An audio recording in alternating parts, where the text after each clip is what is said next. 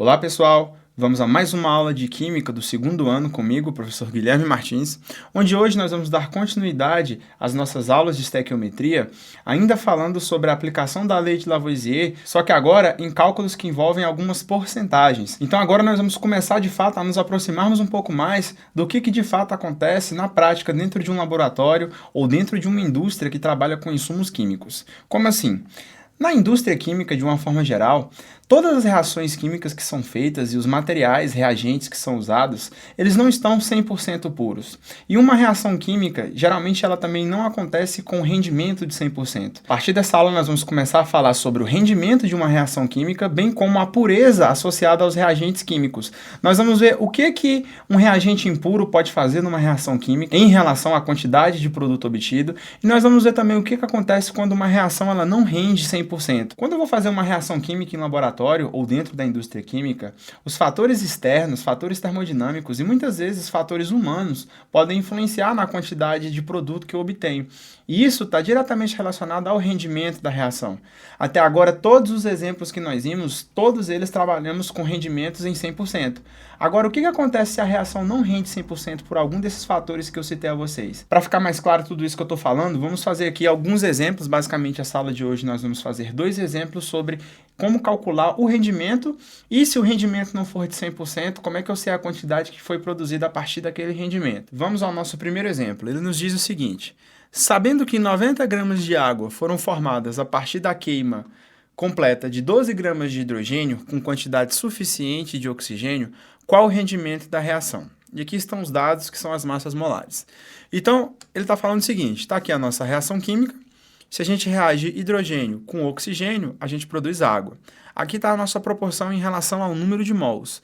2 mols de hidrogênio precisam de 1 mol de oxigênio para poder ocorrer a formação de 2 mols de água. E aí ele fala o seguinte: se eu formar 90 gramas de água, tá aqui a água, a partir da queima completa de 12 gramas de hidrogênio, então eu queimo 12 gramas de hidrogênio, formei 90 gramas de água. Qual o rendimento da reação? Geralmente, quando ele te dá a massa do produto formada e falou que usou uma quantidade específica de reagente, pode ter certeza que a reação não está rendendo 100%.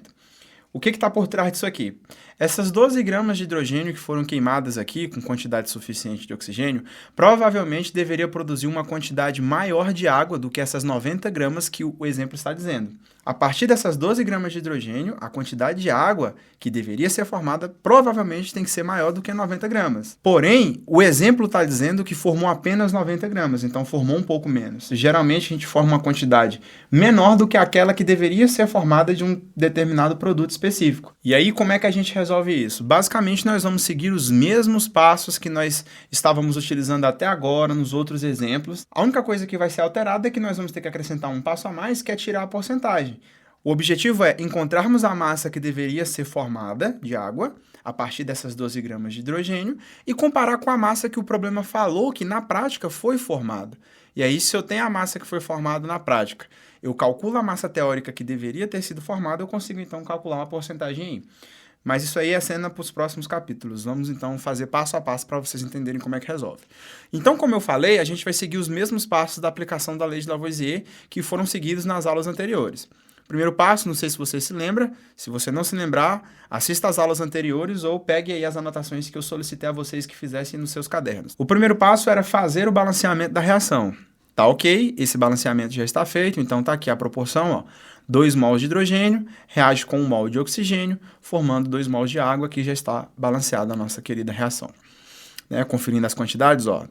2 vezes 2, 4 hidrogênios, 2 vezes 2, 4, 2 oxigênios, vezes 1, 2 oxigênios, 2 vezes 1 do lado de cá, 2 oxigênios. O segundo passo é calcular as massas molares.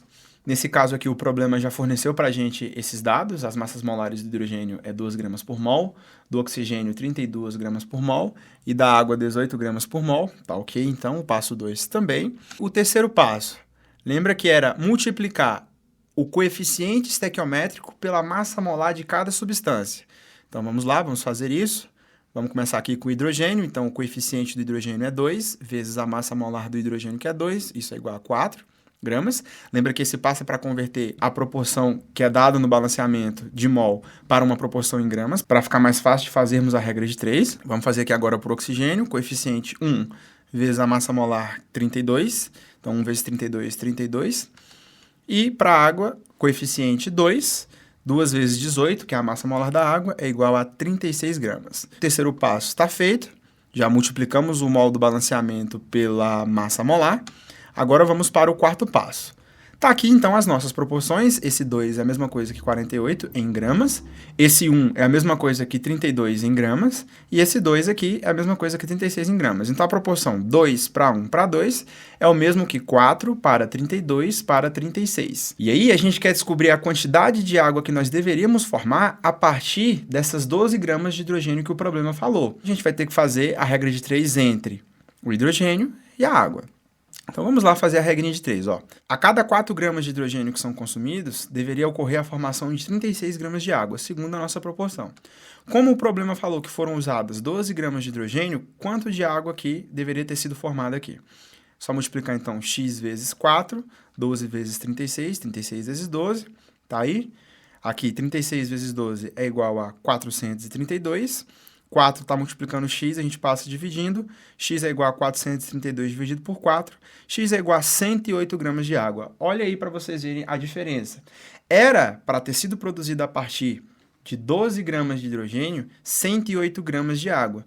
No entanto, olha só o que o problema falou para a gente. Foram formadas 90 gramas de água. É aí então que entra o quinto passo, que é a gente calcular qual foi o rendimento da reação.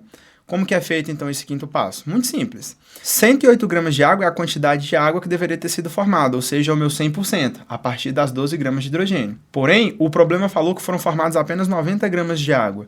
Então, quantos por cento corresponde essas 90 gramas aqui? Só multiplicar cruzado. Então, x vezes 108, 90 vezes 100. Então, 90 vezes 100 dá 9.000. 108 está multiplicando x, a gente passa dividindo. Então, 9.000 dividido por 108 vai dar 83,3% aproximadamente. Logo, o rendimento dessa reação foi de 83,3%. Por quê? Era para ter sido produzido 108 gramas de água, porém, foram formados apenas 90 gramas de água. Viu como é fácil? Você segue os mesmos passos que já foram vistos anteriormente. E no final você só calcula a porcentagem a partir do que era para ter sido produzido, pega o dado que o problema te deu do que, na verdade, na prática, foi formado. Gente, esse exemplo é bastante interessante porque é isso que acontece na prática. A gente faz um cálculo estequiométrico e faz uma previsão de quanto que é para obter. Vamos supor que aqui nós quiséssemos produzir a 108 gramas de água. E aí você vai para o laboratório e faz a reação. E aí quando você vai ver, forma menos. Sempre você vai formar um pouquinho menos, por conta de vários fatores, como eu falei para vocês, externos, que podem acontecer no decorrer da reação. Agora, no segundo exemplo, a gente não vai calcular mais o rendimento. O rendimento já vai ser fornecido para a gente. Nós vamos ter que calcular a massa que vai ser produzida, considerando que essa reação tem esse rendimento aqui. Olha só o exemplo. Inclusive, aqui eu vou utilizar a mesma reação química do exemplo anterior para poder facilitar o nosso trabalho. Se 590 gramas de oxigênio forem consumidas com quantidade suficiente de hidrogênio, qual a massa de água produzida considerando um rendimento de 80%? Tá aqui a nossa reação. Eu quero consumir 590 gramas, ou vai ser consumido 590 gramas de oxigênio. E aí o problema já está afirmando para a gente que o rendimento dessa reação é só de 80%. Então, considerando que eu vou consumir 590 gramas de oxigênio e a minha reação só vai render 80%, qual vai ser a massa de água que eu vou produzir na prática? Os passos que serão seguidos vão ser os mesmos. Nós vamos seguir todos aqueles passos e aí, no final, ao invés da gente calcular a porcentagem, a gente vai calcular a massa direta. Então, o objetivo é, a gente encontra a massa de água que, na teoria, deve ser formada, e aí a gente tira 80% disso, que é o que, na prática, será formado. Então, vamos lá aos passos. Primeiro passo, balanceamento, já está ok. Segundo passo, massas molares, o problema já forneceu para a gente, não precisamos calcular. Terceiro passo, multiplicar o mol do balanceamento pela massa molar para a gente transformar a proporção de mol para massa. Já está feito esse passo, não precisamos de detalhar novamente. E aí agora é o quarto passo. Nós temos aqui então a nossa proporção já em gramas. Agora a nossa estequiometria vai ser feita entre o oxigênio e a água, porque o problema falou que agora ele está consumindo... Ele está colocando na reação 590 gramas de oxigênio com quantidade suficiente de hidrogênio. Então, a nossa proporção vai ser entre o oxigênio e a água. A gente vai calcular a quantidade teórica de água que deveria ser formada nessa reação para depois tirarmos a porcentagem aqui e ver quanto que na prática foi formado. Cada 32 gramas de oxigênio que são consumidas, é formado 36 gramas de água. Então, se eu colocar 590 gramas de oxigênio na reação, quantas gramas de água seriam formadas? Teoricamente, é só multiplicar o x por 32, 590 por 36, 590 vezes 36 dá 21.240, 32 está multiplicando, a gente passa dividindo, então vai ficar 21.240 dividido por 32, isso vai dar algo em torno de 663,7 gramas de água. Isso é a massa teórica se a reação tivesse um rendimento de 100%. Porém, o problema falou que o rendimento é só de 80%. Agora vamos fazer o quinto passo para sabermos quanto que na prática foi formado de água. 663,7 gramas de água corresponde a 100%, que deveria ter sido formado se o rendimento fosse de 100%. Quantas gramas na prática eu formei, considerando que o nosso rendimento é de 80%? X vezes 100, 80 vezes 663. Então, 663,7 vezes 80 é igual a 53.096. O 100 está multiplicando, a gente passa dividindo. 53.096 dividido por 100 vai dar 530,9. Então, essa aqui é a massa de água que foi formada na reação na prática. Na teoria, era para ter formado 663,7, mas na prática, por conta desse rendimento de 80%, foi formado 530,9 gramas de água. Como vocês viram, para calcular um rendimento ou para calcular a massa a partir do rendimento, basta você seguir todos os passos que eu ensinei a vocês nas aulas anteriores e acrescentar um quinto passo, que é o cálculo de porcentagem, seja para calcular de fato o rendimento, que vai ser sempre uma porcentagem, ou para calcular a massa a partir do rendimento. Qualquer dúvida que tenha ficado, aconselho vocês a assistirem às aulas anteriores, onde a gente aplica a lei de Lavoisier sem envolver porcentagem, e depois volte a essa aula aqui para poder você conseguir fazer as contas utilizando as porcentagens.